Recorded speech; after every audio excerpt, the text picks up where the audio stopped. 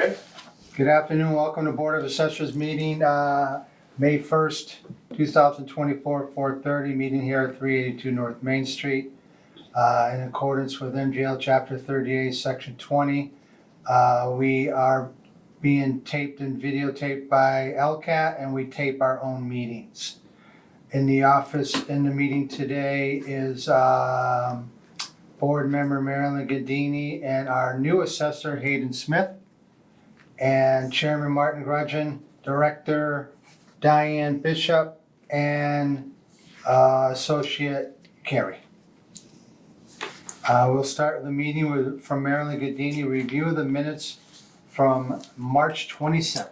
Mr. Chairman, I have reviewed the minutes from our meeting of March 27th. I find them to be in order and move that they be accepted. Okay, I don't believe there's any discussion. Make a motion to accept the minutes. Get a second? Second. All those in favor? Aye. Okay, moving on to administrative items. No warrants. No warrants. Okay, we got reports. Motor vehicle excise abatement report from March 23 and 24. The amount of $24,042 and a penny.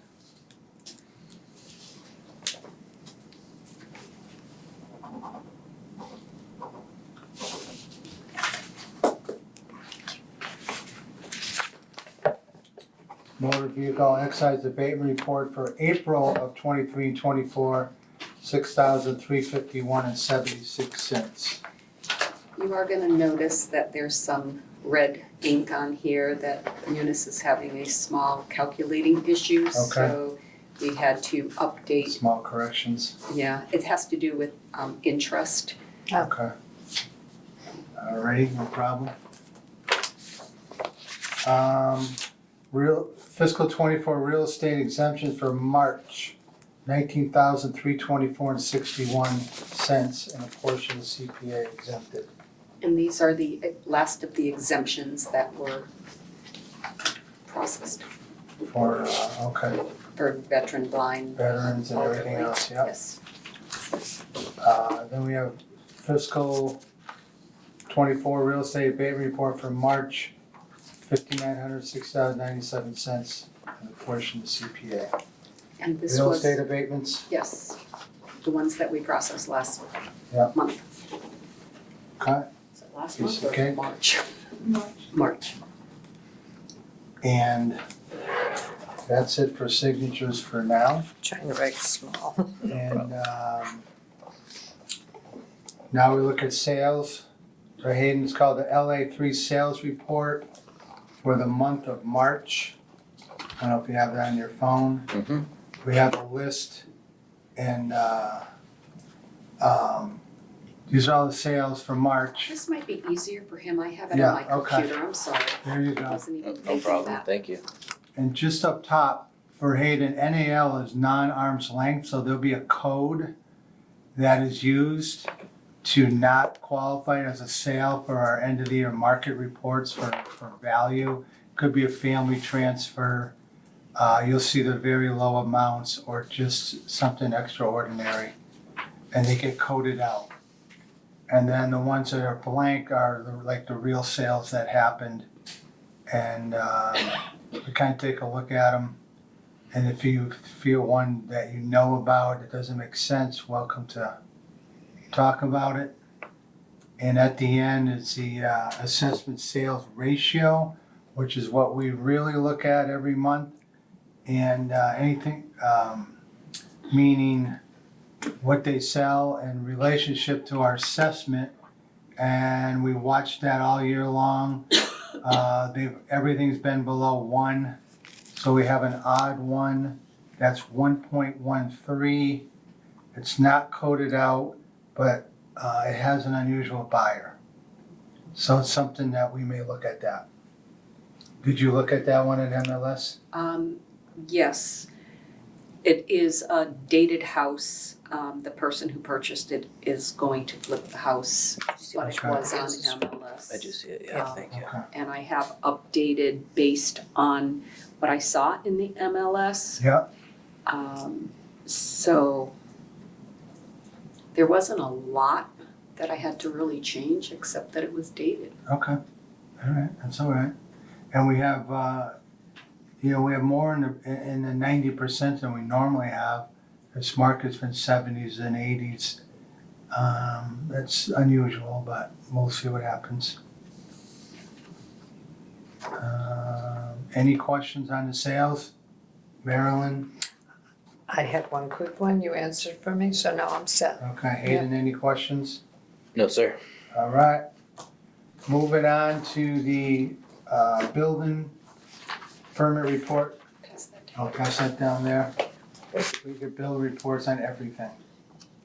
Insulation, solar, anything that people apply to. So there was one Then we talk about, new sales, new new building, growth, new build, and which happens to be a condo. yeah. Where's that one? Kind of like 8-10 down.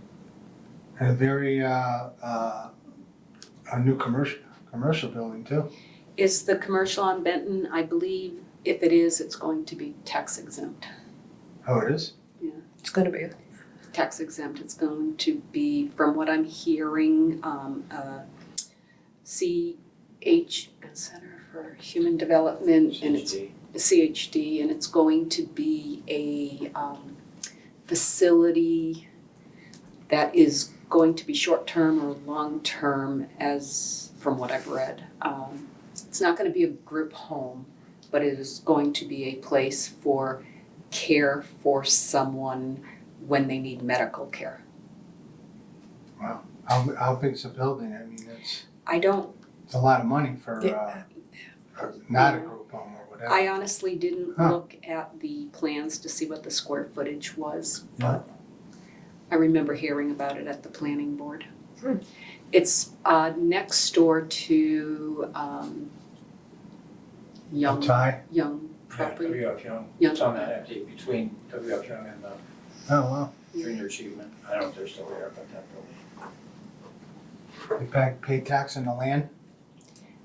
They will, so once they own it, they can apply for an abatement if they're going to build within 2 years. It would, Yeah. even the land would be exempt. Okay. All right. Insulation. Hot tub. so they demoed this whole house?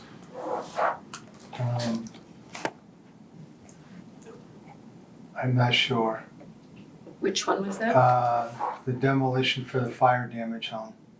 Yes, it has been, Raised? it's totally gone. Totally And gone. even the Wow. fireplace is now gone. I went Wow. by it one day and I saw the Fireplace. stone, fieldstone Oh. fireplace still standing, and then when I went by another day, it was totally gone. Wow.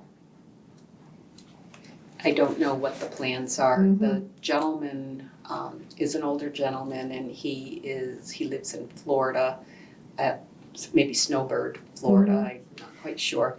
But he has been hard to reach. I'm not sure, how.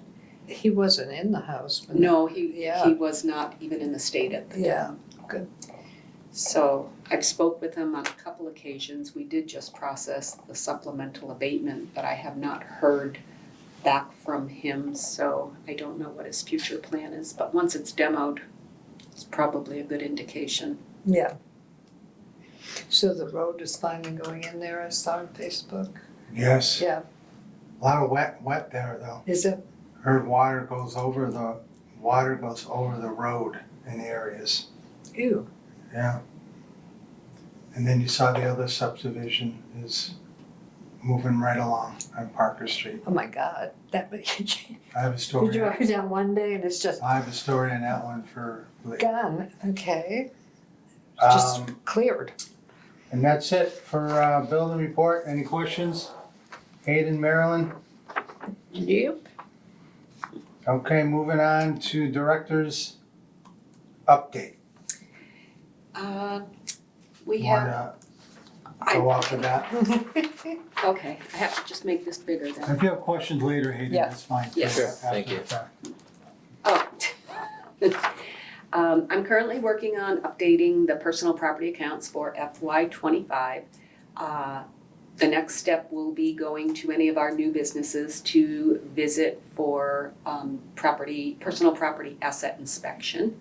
That most likely will happen over the summer after we get our building permits done. As required by the Department of Revenue, we do have to do the 50/50 blended utility values, which will be completed by our consultant. Central values for the telephone and the pipelines are due usually around June 15th, and those are generated by the Commissioner of Revenues. So right now it's a moving target until we get all of the information pulled together. But it will all be pulled together before it comes time for us to do an interim adjustment. Building permits, we're getting ready to start that. Generally, we try to do it in the month of June since our deadline to pick up new growth and new construction is June 30th. This year we have approximately 550 open building permits. Wow. Prior to starting our FY '25 interim adjustment, we have to visit all the properties with open permits, and then we have to do all the data entry to update those properties before we can determine what our new growth will be for fiscal '25. Now it says, 550 open building permits, and we just went over building permits. You don't look at everything on those like solar or insulation, do we? We do not look at insulation, we do not look at tents, we do not look at, help me out, what others don't we look at? We do look at solar. Hot tubs? No hot tubs. You You made me fondly think of Bill No, I Johnson. know, Bill. Those hot tubs. That was for you, Bill. So solar we do look at, although it is generally a 20-year exempt on any residential home. But we have to do our due diligence to make sure that it is there, because in 20 years, if we have to start assessing it, we'll have it. I don't want to go out in 20 years and try to figure out who put solar when they did it. Here's a couple. There's windows. So yes, windows. Signs. Yeah. Roofs.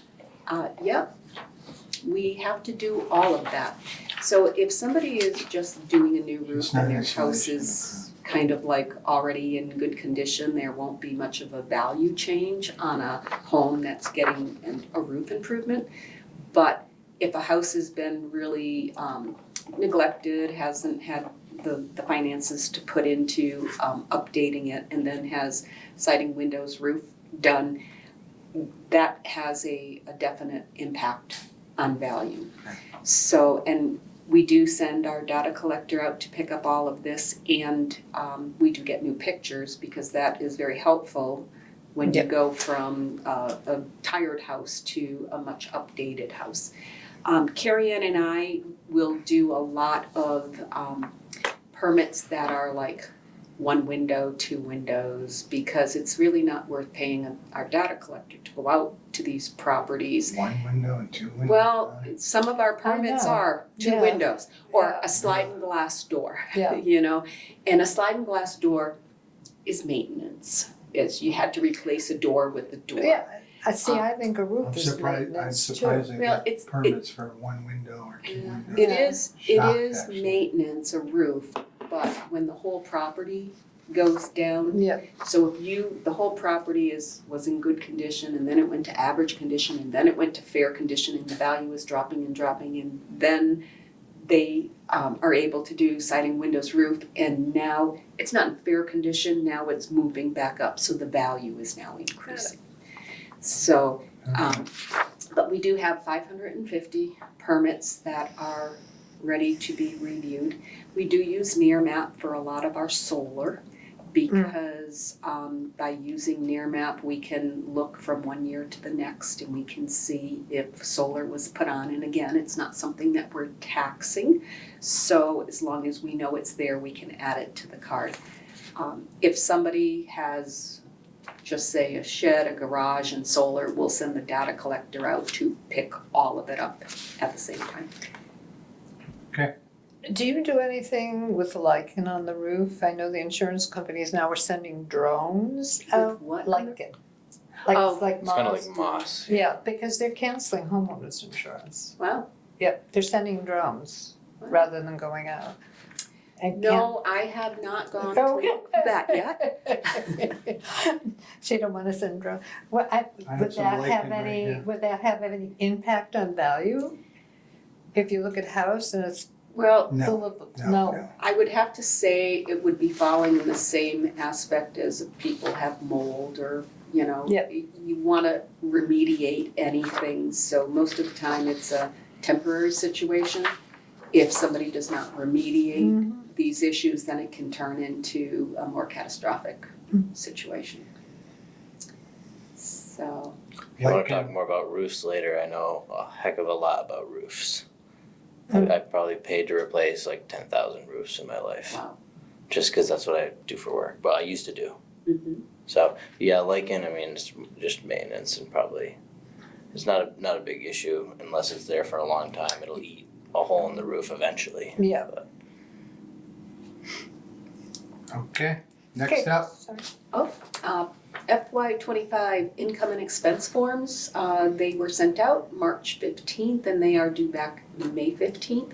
And this is for commercial, industrial property owners who we require each year to provide to us the income and expense of their real estate, not their business portion of it, but just their real estate. And this information assists our office when we're doing our updates, interim updates or reevaluation. There is a penalty fee for non-filing, so we really encourage our commercial and industrial owners to fill out the form to the best of their ability and to try to get it in no later than May 15th. If somebody does need an extension, please feel free to reach out to us. now we raised our minimum 2 years ago on that. So that's personal property. Right. This is income. Oh, income expense, Yeah. okay. The forms of list would be that we did raise our personal property exemption. If they're below that minimum, do they need to still fill out the form? Yes, they do, Okay, unfortunately. I'll have to let Martin Appraisal know. Oh, okay, please do. So, cyclical inspections, as you know, that the Department of Revenue requires us to review every home in town. Commercial industrial buildings included in all of this, all properties. We try to average about 500 a year. We were out, our contractor was out in the field and they reviewed a section of town. Over 500 homes were visited along with photos being taken. Both Carrie Ann and Melissa has completed the data input and the update of the pictures. And so we're good for this year, and I have to commend Carrie Ann. She took the town's big map and then she really focused on one small area and made sure that we did all of those homes, because sending your data collector out and you're going from one side of town to the other, it was much more effective and time effective to Good job, keep Carrie in Ann. one area. So, cyclicals, RFP for our assessing services, we currently are advertising. We're seeking requests for proposal for assessing services. These include our revaluations, interim adjustments, cyclical inspections, personal property inspections, and I missed one. Oh, building permits. And with that said, our current contractor has a 3-year contract. It ends June 30th.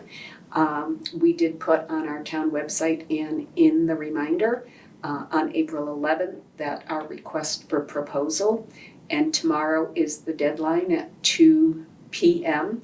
All bids are in sealed envelopes and they go directly to the town manager's office. And tomorrow at 2, Carrie Ann and I believe Tom Christensen, the town manager, will be there to open the How many bids. do we get? They went to the town You don't know? manager's office. I honestly don't know. Come yet. on, you know. I just came back. I'm dwindling my Bruce pile there. denial. Okay, So that's what I have. all right, great. Thanks for that, Diane. Moving on to fiscal '24 statutory exemption reimbursement report.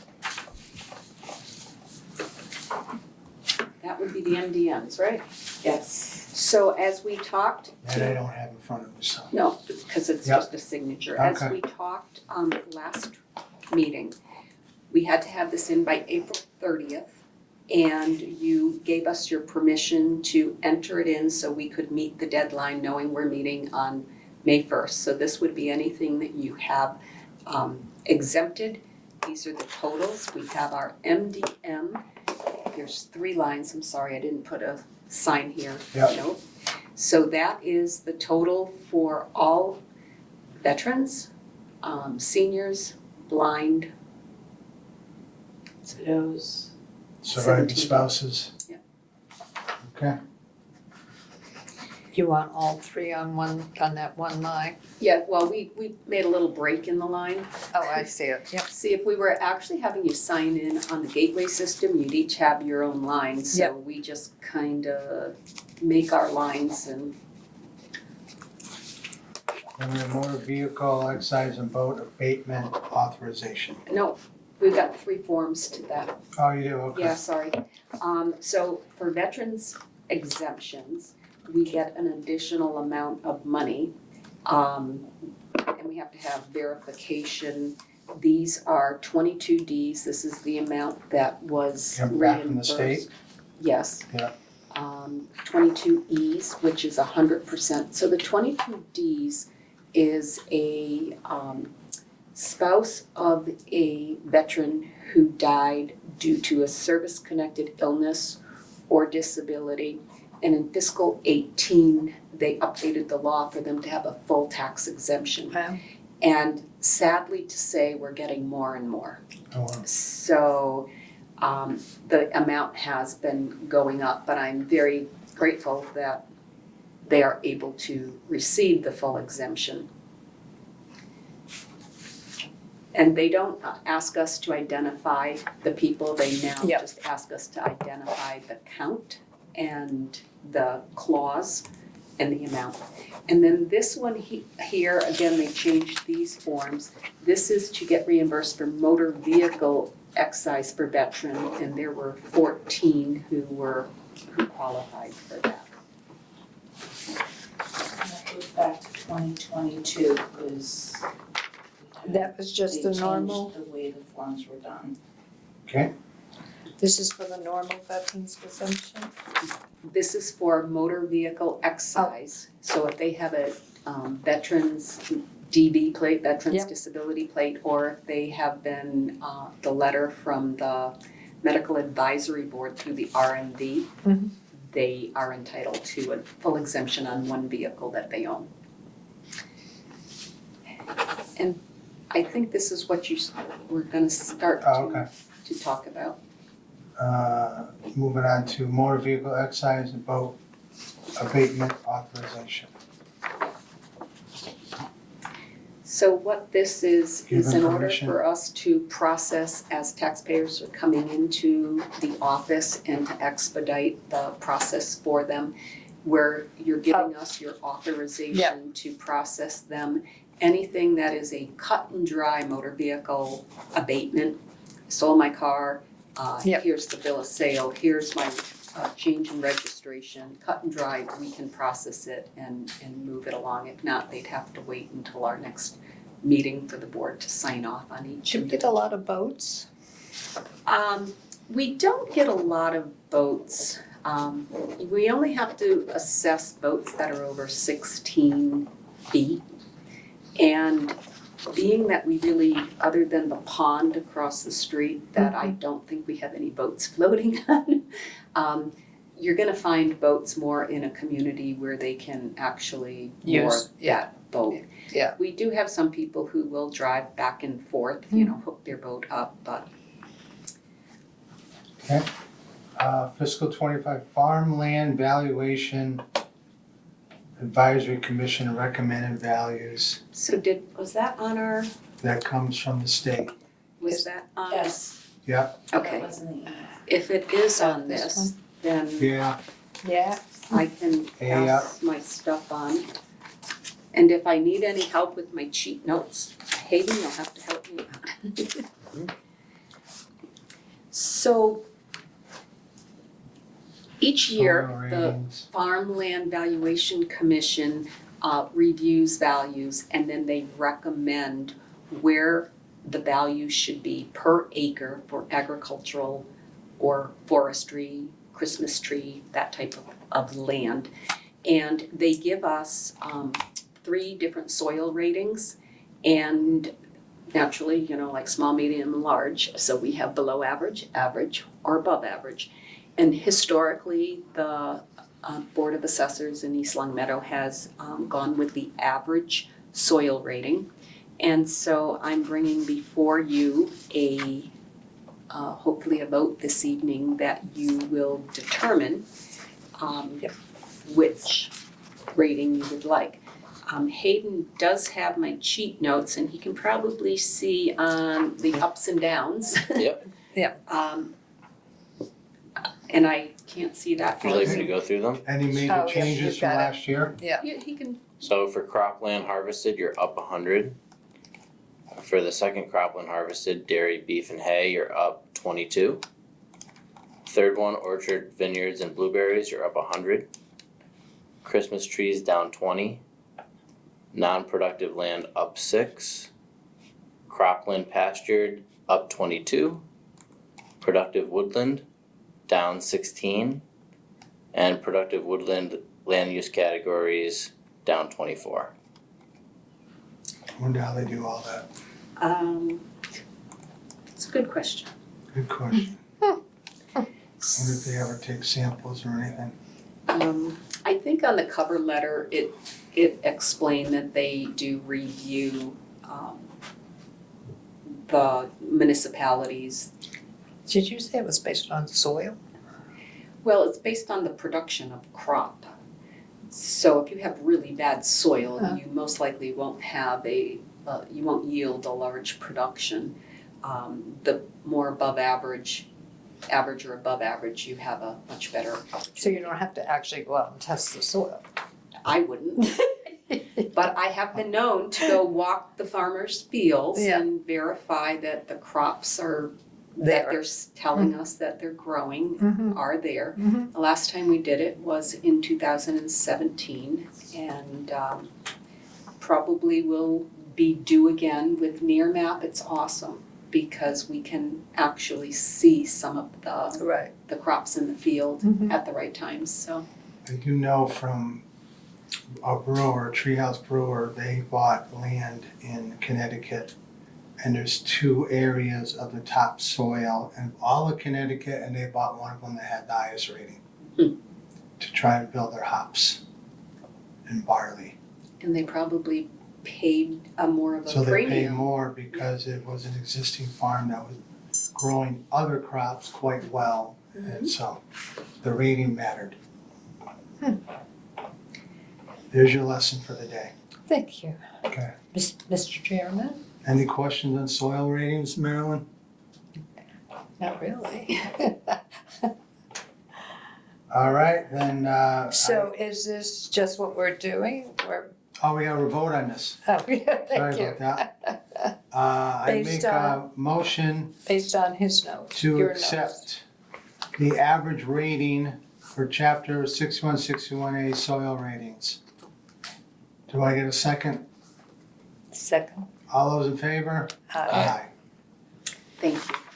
So I'm able to globally update all of them in the computer, and then when we recalculate, it really has such a minimal amount of value difference. Yeah. Because when you add $100 Yeah. to $200. Yeah.